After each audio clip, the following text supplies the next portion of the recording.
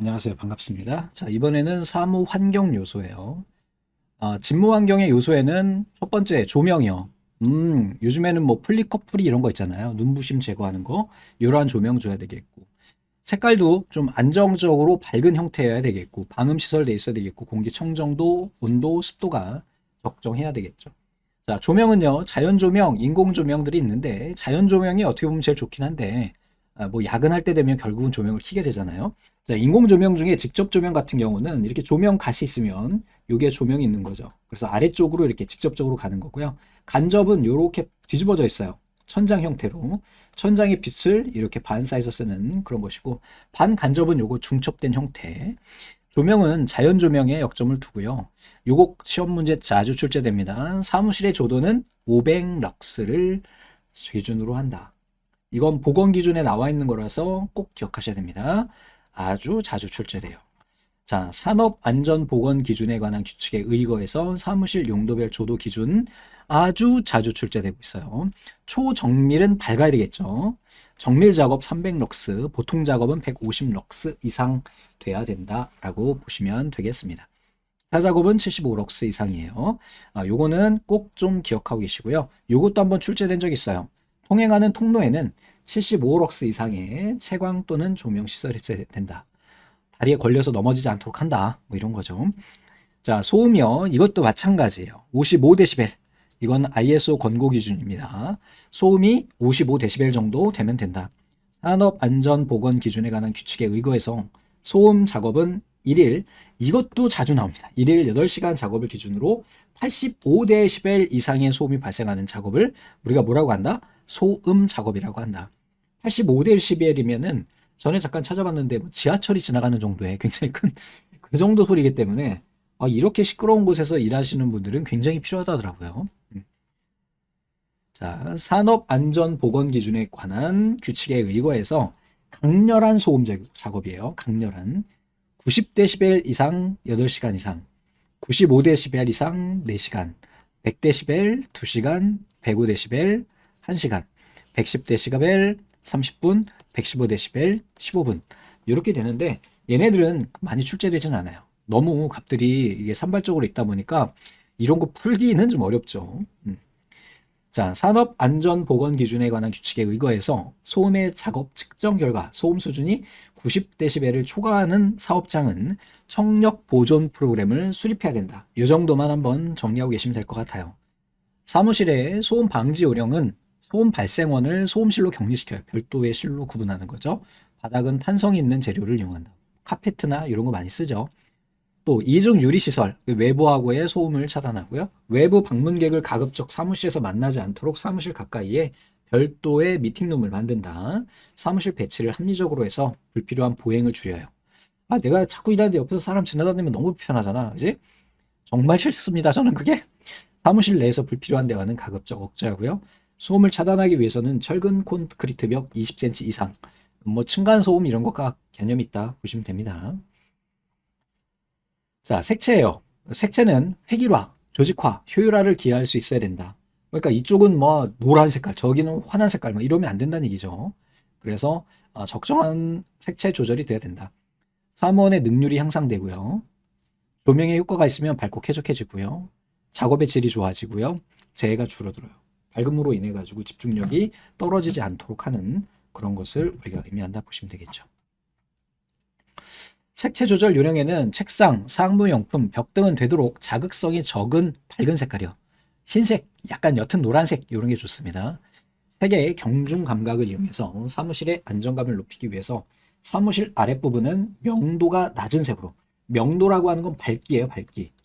그러니까 밝기가 적다는 건 뭔 의미가 되겠죠? 어두운 색깔을 쓴다. 윗부분은 명도가 높은 밝은 색을 쓴다. 명도의 차이가 너무 심하지 않은 것이 좋다. 그랬죠. 그래서 일반적으로 바닥은 우리가 회색을 깔고요. 시멘트 바닥이지. 그리고 위에는 천장은 흰색을 쓰죠. 자주 접촉하는 책상, 사무용품 또는 벽은 되도록 자극이 적은 색을 사용하고 단조롭고 정적인 사물을 처리하는 사무실은 활기를 조정하기 위해서 비교적 쾌활한 자극성이 높은 색깔을 적용한다. 색채는 온도 감각을 지니고 있으며 붉은색은 따뜻한 느낌을 준다 그랬어요. 우리가 색 온도라고 하는 게 있죠. 뭐 4000K, 얘 칸델라라고 하든가 뭐 6000K 이렇게 쓰면 여기는 약간 노란빛이 뜹니다. 노란빛. 얘는 뭐랄까 파란빛이라고 해야 되나? 밝은 색이 되겠죠. 밝은 색인데 약간 파란색이 뜨게 되겠죠. 그래서 여러분들 뭐 블루라이트 차단 이런 거 아시잖아요. 스마트폰에도 이 칸델라 수치가 높은 조명빛 같은 경우 제거하려고 뭐 편안하게 보기라든지 이런 기능이 제공이 되잖아요. 이런 것을 의미한다라고 보시면 되겠습니다. 다음에 공기, 이것도 종종 출제가 돼요. 산업안전보건 기준에 관한 규칙에 의거해서 산소 농도 범위가 18% 이상 23% 미만 수준의 공기를 이야기한다. 탄산가스 농도가 1.5% 미만이어야 되고 황산수소 농도가 10ppm 미만이어야 돼요. 얘네가 각각 같은 문제로 나오는 게 아니라 따로따로 개별로 출제가 돼요. 산업안전보건 기준에 관한 규칙에 의거해서 적정한 공기 중 황화수소 농도는 뭐 이렇게 나옵니다. 또는 산소의 농도 범위는 이런 식이니까 이거 정리하시면 되겠고요. 산업안전보건 기준에 관한 규칙에 의거해서 산소 결핍이라고 하는 것은 공기 중에 산소 농도가 18% 미만인 경우 쾌적한 사무실 공기를 유지하기 위해서 포름알데 이것도 몇 번 출제된 적이 있어요. 포름알데히드. 이거 우리 한강에서 괴물 나오는 영화 있었잖아요. 괴물이었나? 그 영화에서 그 포름알데히드가 이렇게 한강으로 유출돼가지고 괴물이 만들어진 거잖아요. 우리 모두 괴물이 될 수 있어. 0.1ppm 이하여야 된다. 산업안전보건 기준에 관한 규칙에 의거해서 공기 정화 시설 등을 위하여 사무실로 들어오는 공기의 기류 속도 기준은 몇 초당 0.5m 이하로 한다. 너무 공기가 많이 들어오게 하지 않는다.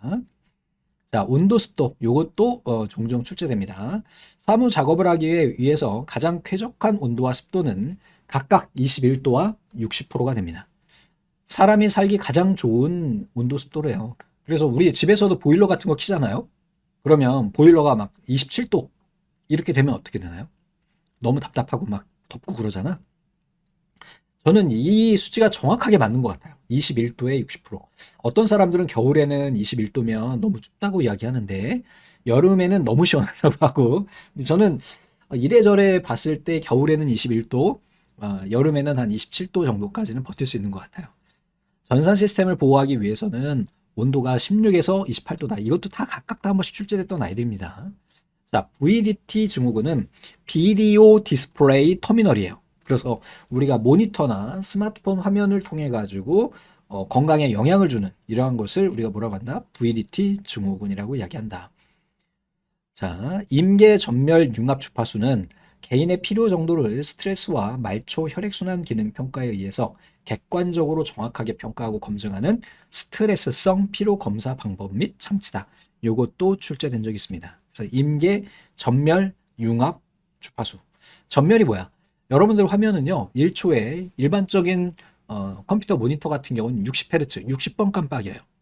예전에 우리 브라운관 TV 같은 경우는 15Hz였거든요. 근데 점점 성능이 좋아지죠. 요즘에 게임용 이런 모니터 나오는 거 보니까 뭐 120Hz, 160Hz 막 이런 모니터도 있더라고요. 깜빡이가 적다는 것은 그만큼 눈의 피로가 적다는 겁니다. 근데 사람이 인지할 수 있는 이 헤르츠는 기준이 30Hz래요. 그래서 우리 동영상도 기준 프레임이 30프레임이잖아요. 1초에 30장의 사진이 넘어가는 거죠. 됐죠? VDT 증후군의 증상에는 어떤 것이 있을까요? 완전 전데요. 시력 저하, 망막 건조, 백내장 뭐 이러는데 저는 이제 백내장에 녹내장까지 있어요. 그래서 잘 안 보입니다. 노안이 온 거지. 두통이나 어깨, 팔다리에 통증이 온다. 그쵸? 요즘에 뭐 이렇게 강의 한 10시간 이렇게 하거든요. 그러면은 집에 들어가서 이렇게 겉옷을 벗잖아요. 그게 운동인 거야. 몸이 펴지면서 너무 시원한 거죠. 그러면 절대 안 되는데, 그지? 빈혈, 생리불순, 임신, 출산 등에 영향을 줄 수가 있으니까 항상 주의해줘야 되겠죠. 그러면 이런 VDT 증후군을 해결하기 위해서 어떻게 해야 돼요? 네, 50분 일하고 10분 휴식하고요. 40분 이상 그대로 앉아있으면 안 돼요. 그래서 꼭 스트레칭 좀 해주고 이러한 것들이 있다라는 거 봐주시면 되겠습니다. 그래서 여기까지 우리 사무 환경 요소를 살펴봤고요. 잠시 후에 이어서 다음 포인트에서 만나 뵙도록 하겠습니다. 감사합니다.